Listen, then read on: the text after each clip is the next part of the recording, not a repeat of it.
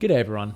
Answers in the Sand, one of the Gate of Infinity encounters, has about 3 mechanics to be aware of. The first is, like all of these bosses, his Fury attack.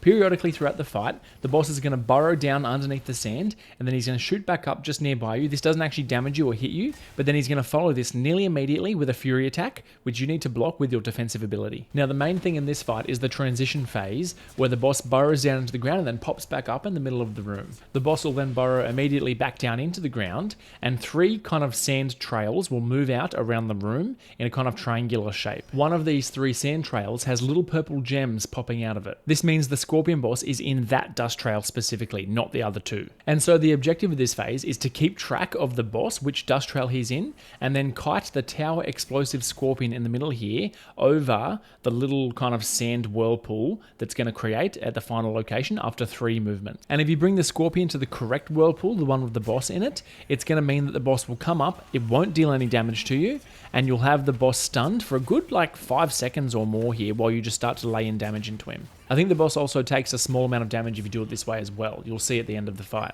On the other hand, if you don't bring the Scorpion to the correct whirlpool, the one with the boss in it that you tracked, it's going to do this instead. As you can see, the boss will come up and do a big bit of damage to the whole room. I couldn't seem to avoid this. I think I jumped it once, but the timing's difficult and it's just much easier to bring him to the right whirlpool. He also doesn't get stunned for a small amount of time, and he just starts attacking you straight away, as you can see. So it's in your best interest in every way to take the Scorpion to the right whirlpool with the boss in it. And basically the only other mechanic is this whirlwind of sand that the boss creates around himself. You simply want to walk away from this. It does do ticking damage to you while you're in there. If you range, stand out. If you melee, just kite him back out of it for a little bit. And that's really the whole fight. There's no other mechanics you need to be aware of, really. I will note that if you're playing in range and you're constantly kiting away from the boss, he will sometimes do a Fury attack where he shoots a projectile at you rather than stabbing you with his tail. So just be aware of that. A little bit different for ranged players. The other thing I'll mention is that, like a lot of these Gate of Infinity bosses, it's very scripted, it's very cyclical, right? You can pretty much tell what's coming. So the first transition phase at the start of the fight, he usually does pretty quickly. It never really did many mechanics, maybe 1 Fury attack.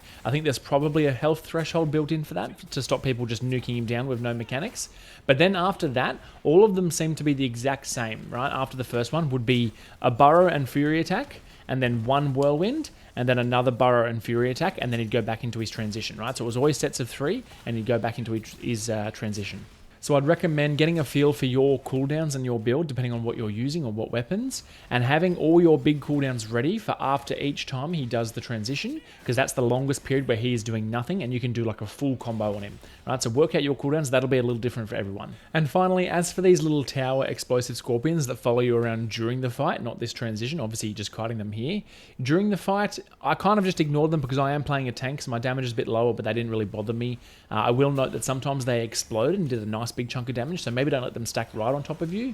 But if you're playing a squishy kind of ranged character, maybe you need to CC them or just keep moving and kite them around a little bit. I don't know, that'll be based on what you feel, based on your health and your regen and your armor and stuff. I think most people will probably be able to ignore them though. And finally, if you're going for time, it is worth going for 2 and 3 star, like I've said on a few of the other ones. They give you conversion stones, and there's not a lot of ways to get those. So it's worth trying. If you are going for time, make sure you get you're using Stellurite crystals, as well as any damage pots as well. 20% damage modifier for 20 seconds can be really handy for 2 of your burst windows during the fight. You also want to try killing him before one of these transition phases. As you can see, there's only a tiny little bit of health left, but now I have to wait around for another 15 or 20 seconds. So I'll try this again and I'll get it under 3 minutes, but that's fine for now. I'm using a new bow and tank build, so I'm just testing things out. If the video helped, please like and subscribe or leave a comment to let me know how you went. It helps me out a lot.